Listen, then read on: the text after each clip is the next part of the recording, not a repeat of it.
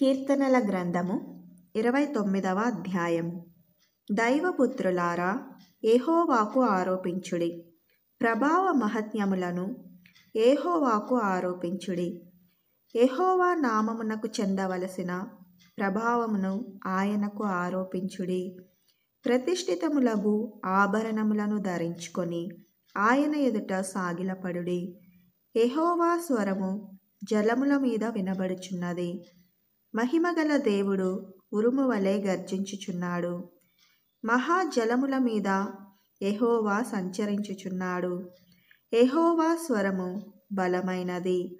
యెహోవా స్వరము ప్రభావము గలది. యెహోవా స్వరము దేవదారు వృక్షములను విరచును. యెహోవా లెబానోను దేవదారు వృక్షములను ముక్కలుగా విరచును. దూడవలె అవి గంతులు వేయునట్లు ఆయన చేయును. లెబానోనును సిరియోనును గురుపోతు పిల్లవలె గంతులు వేయునట్లు ఆయన చేయును.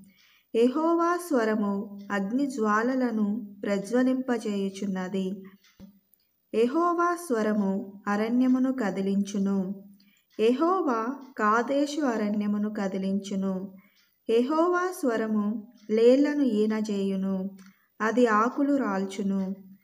ఆయన ఆలయములో నున్నవన్నీయు ఆయనకే ప్రభావము అనుచున్నవి. యెహోవా ప్రళయ జలముల మీద ఆసీనుడాయను. యెహోవా నిత్యము రాజుగా ఆసీనుడై ఉన్నాడు. యెహోవా తన ప్రజలకు బలమును అనుగ్రహించును. యెహోవా తన ప్రజలకు సమాధానము కలుగజేసి వారిని ఆశీర్వదించును.